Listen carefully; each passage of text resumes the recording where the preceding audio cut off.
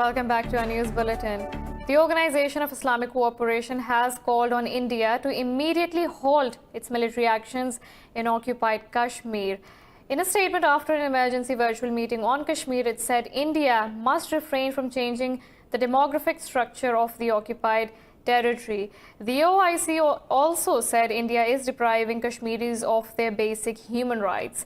Meanwhile, Pakistan's Foreign Minister Shah Mahmood Qureshi called on the international community to help stop Indian atrocities in Kashmir. He said India has intensified ceasefire violations along the line of control to cover up grave human rights situation in the occupied valley. Foreign ministers of Turkey, Saudi Arabia, Azerbaijan and Niger also participated in the video conference. Indian forces have martyred 32 people in the occupied territory this month alone. Kashmir has been under India's inhumane curfew and communications blackout since August last year.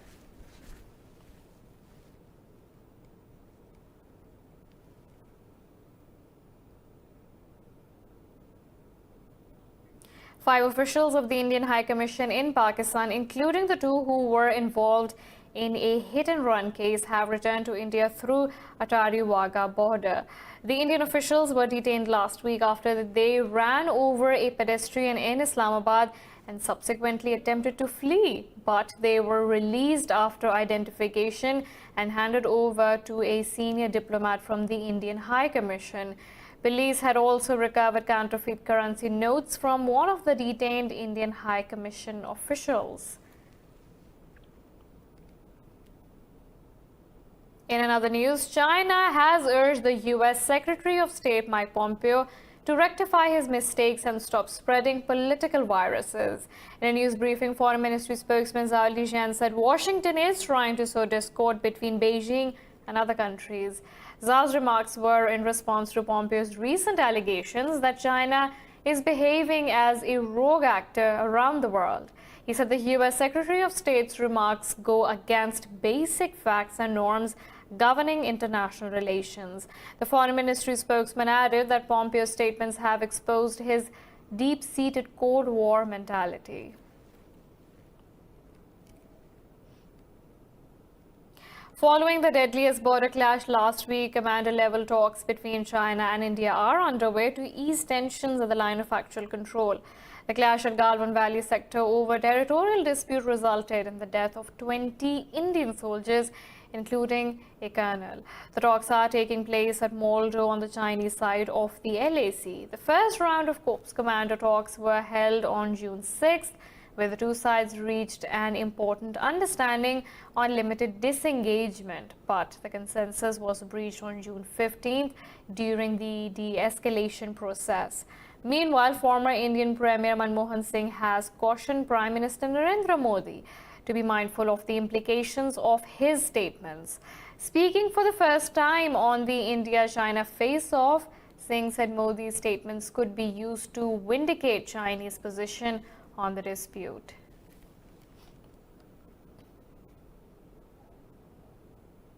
Now, the number of daily coronavirus deaths in the UK has dropped to its lowest level since mid-March. Britain's health department says only 15 new deaths have been recorded in the past 24 hours, bringing the nationwide death toll to over 42,600. While the WHO Chief Tedros Adhanom Ghebreyesus has warned the pandemic is still accelerating and its effects will be felt for decades. Globally, the COVID-19 death count has crossed 468,000 with nearly 9 million infections. Further details in this report. The number of COVID-19 patients spikes across the world. Experts say the surge could be a reflection of broader testing. The U.S. Food and Drug Administration Commissioner has warned that some U.S. states can see an exponential rise in infections this coming week. Meanwhile, in Brazil, 641 people died overnight in the country, taking the tally to over 50,000. However, supporters of President Jair Bolsonaro took the streets of Sao Paulo to call for an end to the coronavirus restrictions. In support of our President Jair Bolsonaro, we want to go back to work. We want support for shopkeepers, support for entrepreneurs. These people here in Sao Paulo today, we are in support of Brazil. Let the work come back. Quarantine, yes, only the vertical quarantine. The horizontal quarantine is not compatible, and people over 60 who have health problems stay at home. Despite a spike in infections, Saudi Arabia has abruptly lifted all restrictions on businesses after 3 months of stringent curbs. But restrictions will remain intact on international flights and religious pilgrimages. Dubai has announced visitors' entry from July 7th, while foreigners with residency visas will be able to enter from June 22nd. In Germany's Göttingen city, police used pepper spray on residents violating restrictions and breaking quarantine amid spiking infections. The police and I was able to see this with my own eyes on video. Had bottles, stones, metal bars, planks of wood, household objects and fireworks thrown at them. This is what led to the aforementioned injuries. During the police deployment, the police were forced to use measures like mild physical force, but a lot of pepper spray was also used. Reported new coronavirus cases in South Korea have dipped to a nearly 1-month low, mainly due to less testing over the weekend. The country added 17 new cases, including 11 local infections, raising the total number of cases to 12,438. In a similar development, in Pakistan, 89 more people have died from the coronavirus overnight, raising the toll to 3,590. The Health Ministry says nearly 4,500 new cases have been reported during the past 24 hours, bringing the count to 180,088. It said over 1.1 million tests have been conducted, with more than 30,500 conducted in a day. The ministry said over 71,400 patients of coronavirus have recovered so far, while there are more than 106,000 active cases in the country. The southern province of Sindh leads in the number of infections with nearly 70,000 cases, while Punjab is second with nearly 67,000 cases.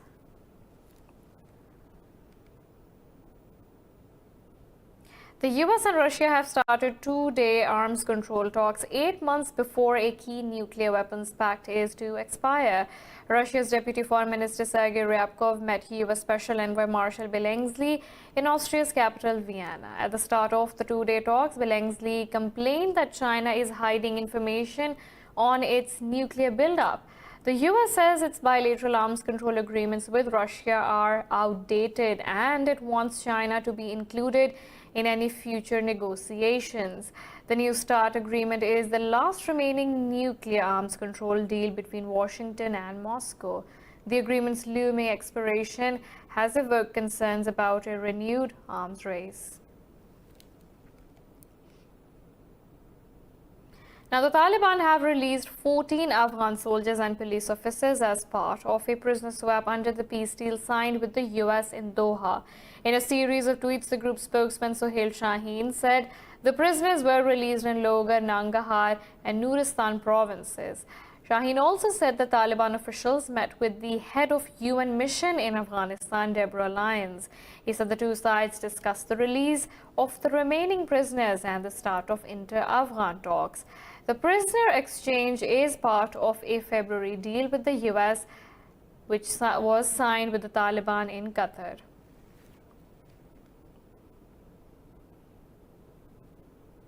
The United Nations has dispatched 36 truckloads of humanitarian aid to Idlib in northwestern Syria. Millions of people are in desperate need of assistance in these conflict-ridden areas. Trucks enter the city through Turkey's southern Hatay province, which borders Idlib. The supplies will be distributed to people struggling to live in Idlib and nearby rural areas. Syria has been locked in a vicious civil war since early 2011, when the Assad regime cracked down on pro-democracy protesters. According to the UN, hundreds of thousands of people have since been killed and more than 10 million others displaced.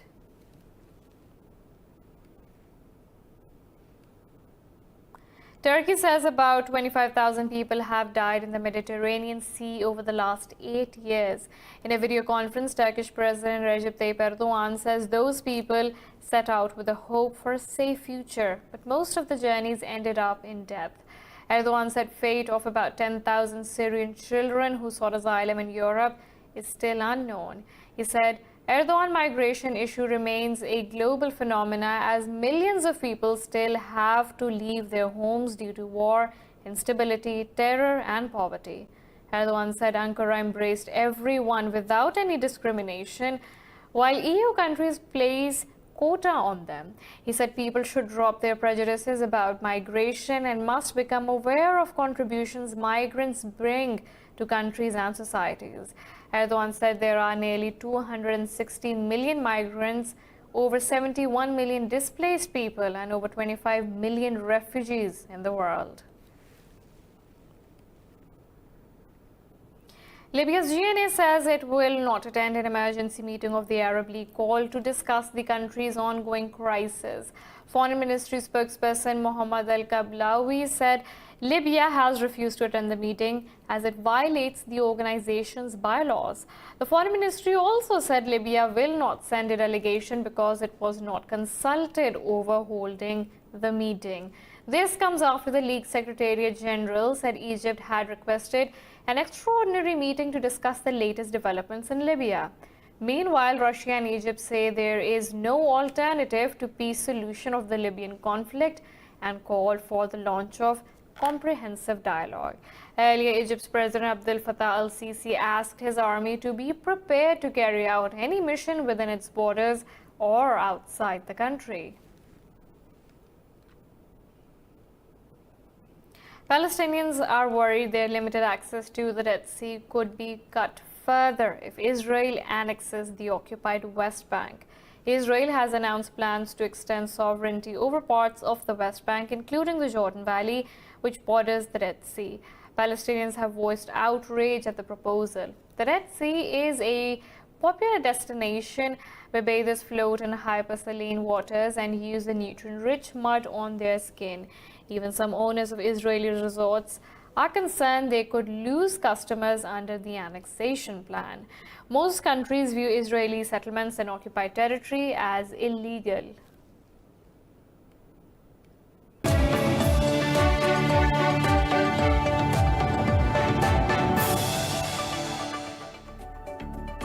Welcome back.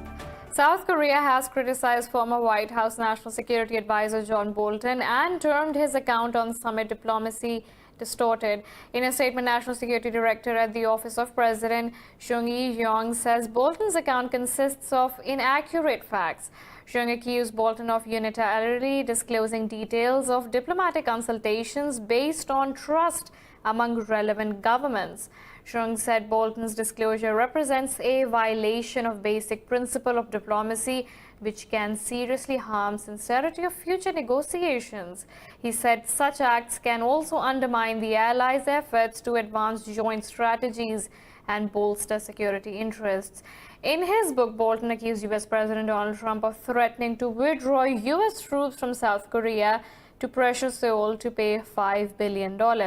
Bolton said Trump praised North Korea for launching missile and used it as a bargaining chip to demand money from Seoul.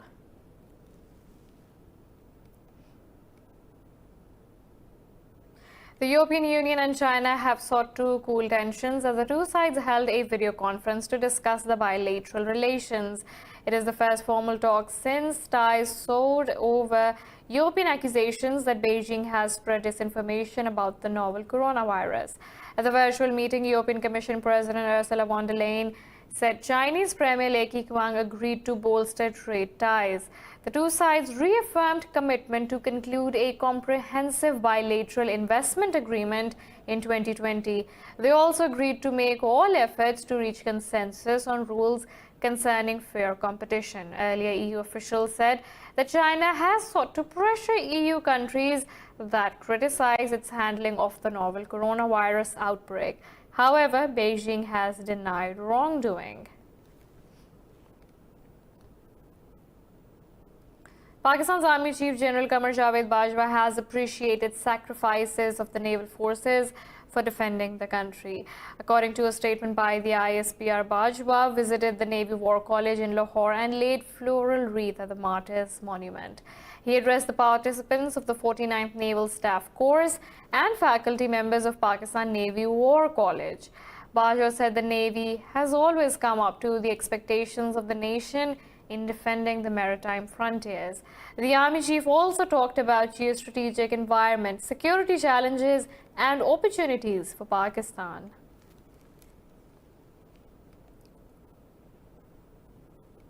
A local armed group has killed 19 civilians in Congo's eastern Kivu and Ituri regions. Officials say bodies of the 9 people kidnapped on Friday have now been found in Kivu's northern area, while the armed group has slayed 10 civilians in the neighboring Ituri region. The Allied Democratic Forces have been blamed for killing about 500 people since last year in retaliation for an army crackdown on their bases in the Beni region.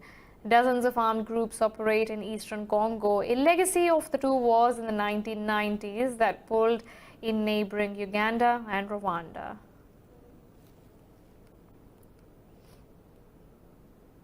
Serbian President Alexander Vučić has declared a landslide victory for his SNS right-wing coalition in Sunday's parliamentary elections. In a country of over 6.5 million voters, almost 3,500 candidates competed to enter the 250-seat National Assembly. According to preliminary results from the Republic Election Commission, the SNS has won over 63% of the vote. Talking to media at the party headquarters, Vučić said his coalition received more than 2 million votes. Tonight, we received a huge vote of confidence from the people, the greatest ever in Serbia, and when few expected it. It is also a great warning from the people asking of us to be even more responsible, more serious. We must work more, and we must achieve the best results possible for our citizens.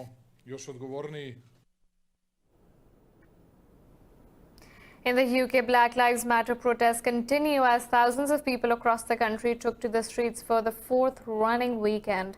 Protesters in London gathered in Hyde Park before starting their march towards Downing Street. Large gatherings and lack of social distancing were seen breaching the COVID-19 guidelines, but most of the demonstrators were wearing masks. The police guarded a Queen Victoria monument which was defaced by protesters earlier this month in Woodhouse Moon Park. Meanwhile, in the English Premier League of football, players and referees wore Black Lives Matter shirts during the Everton vs Liverpool match. They also took a knee as the opening whistle was blown.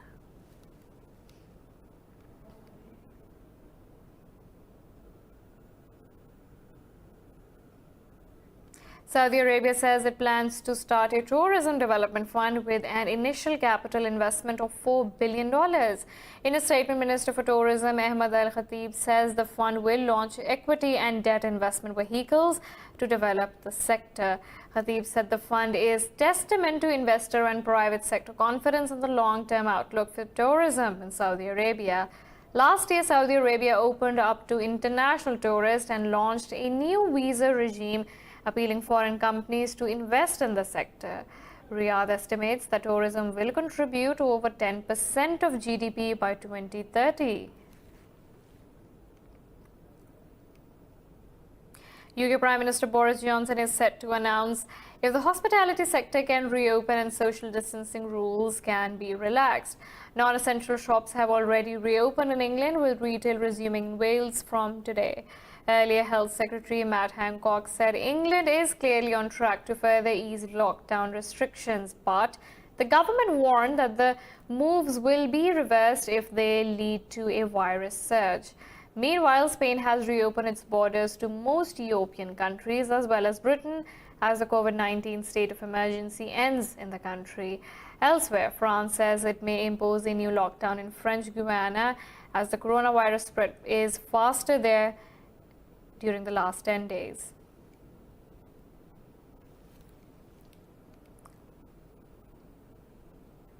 After the coronavirus wreaked havoc in Spain, life is gradually coming back to normal in the country. Madrid has lifted emergency and opened its borders to tourists, steadying the economy from a grinding halt. Passengers wheeling suitcases arrived at Madrid's main airport, and French people crossed the border to buy bargain tobacco. Let's find out more in this report. With normality resuming in Spain, people decided to end their stay indoors in this scorching weather. They thronged to the island of Mallorca, hoping to sunbathe and put the horrors of COVID-19 behind them. Locals also felt rejoiced over the incoming swarm of tourists. It is the first time that I see this many people, and it is good because we need tourism. If not, we will be in trouble. Though people are apprehensive of the COVID-19, They are hopeful that visitors will adapt themselves to the new normal and abide by the government rules. I think people will manage quite well, but I hope we don't go back like before and that we keep respecting the rules so we don't have another lockdown. Spain, which has recorded over 245,000 coronavirus cases and more than 28,000 deaths, has been easing its lockdown curbs lately. The country's borders are now open to all European Union countries except Portugal. With virus fears subsiding, Spanish authorities are eager to regain the visitors' trust and send the message that the country is a safe destination. Russia says its coronavirus vaccine will give people protection against the virus for a period of over 2 years. Director of the National Research Center, Alexander Ginsburg, said the vaccine is being developed jointly with the Russian Defense Ministry. Ginsburg said the vaccine is given twice with the same gene injected using different carriers. He said this will not only allow protective immunity but also acquire it for a longer period of time. The director said about 50 to 60 million doses of the vaccine will need to be produced to carry out mass COVID-19 vaccination in Russia. Clinical trials of this developed coronavirus vaccine started earlier this month. The trials are expected to be completed by the end of July.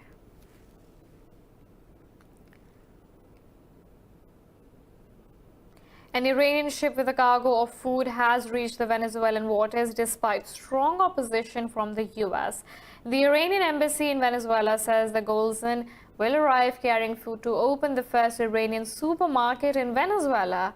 Iran supplied 1.5 million barrels of fuel to Venezuela last month amid a collapse of refinery operations and tightening sanctions by the U.S. Tehran says it could dispatch 2 to 3 monthly shipments of gasoline to its ally Venezuela to help it ease the fuel shortage. Panama has exhumed remains of 19 victims of 1989 U.S. invasion from a cemetery as part of an official investigation into the operation. About 500 Panamanians are believed to have been killed by the U.S. in the invasion, but rights groups say the true number is higher. The remains of 19 victims were initially placed into a mass grave but later reburied in a cemetery in Panama City along with dozens of others. Exhumation is part of a probe initiated by Panama's former president Juan Carlos Varela, who set up a commission to investigate the death toll. On 20 December 1989, the U.S. invaded Panama after ties between the leaders of both countries sank to an all-time low. U.S. President George W. Bush ordered military action.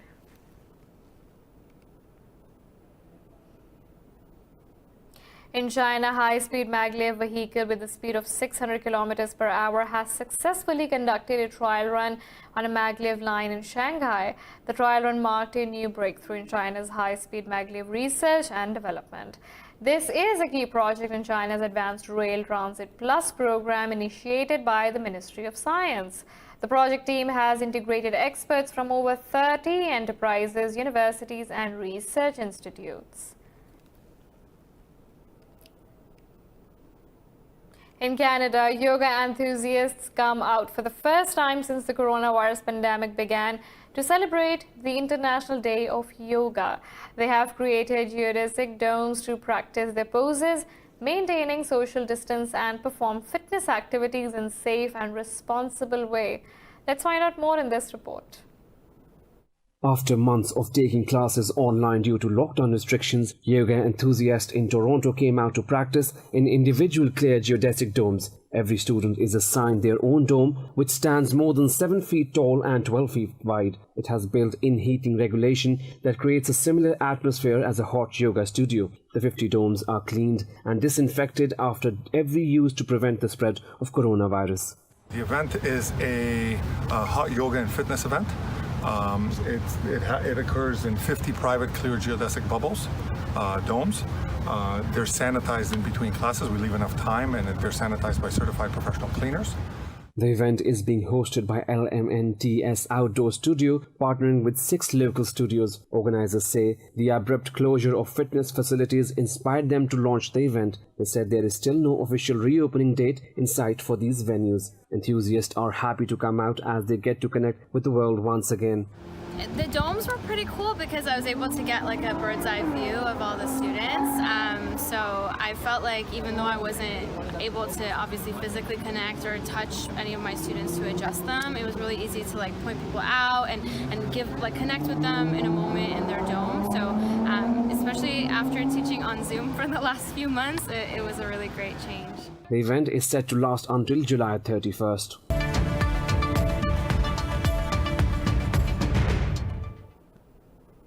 IMF says it has earmarked a $25 billion fund for 70 countries as COVID-19 pandemic continues to ripple across the globe.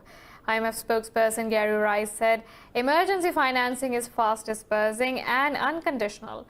Rice said money will be spent on payment of nurses and doctors' salaries and for purchase of medical equipment to deal with the crisis. Rice said 7 countries in Asia and Pacific region have received emergency financing of about $1.5 billion, while in sub-Saharan Africa, 28 countries have received emergency financing of nearly $10 billion. Earlier this year, IMF said over 100 countries requested emergency financing and it had doubled access to its emergency facilities to meet the demand. European stock markets are trading higher, erasing their early losses. Auto sector led the gains by jumping over 1.5%. Frankfurt's DAX has gained a fraction. CAC 40 in Paris is also trading fractionally higher. London's FTSE 100 is trading flat. In Asia, Seoul's Kospi led the gains, closing over 0.5% higher. Hong Kong's Hang Seng Index lost over 0.5% as shares of Chinese tech giant Alibaba dropped over 2%. Nikkei 225 lost marginally, while Shanghai Composite traded flat. Meanwhile, international benchmark Brent crude oil price has gained.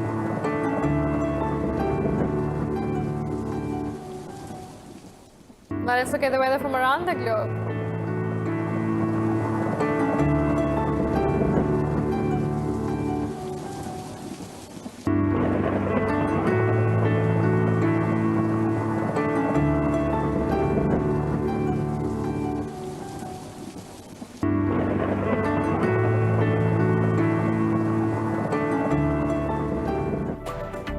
This is all for now. For the latest updates, you can follow us on social media at indus.news.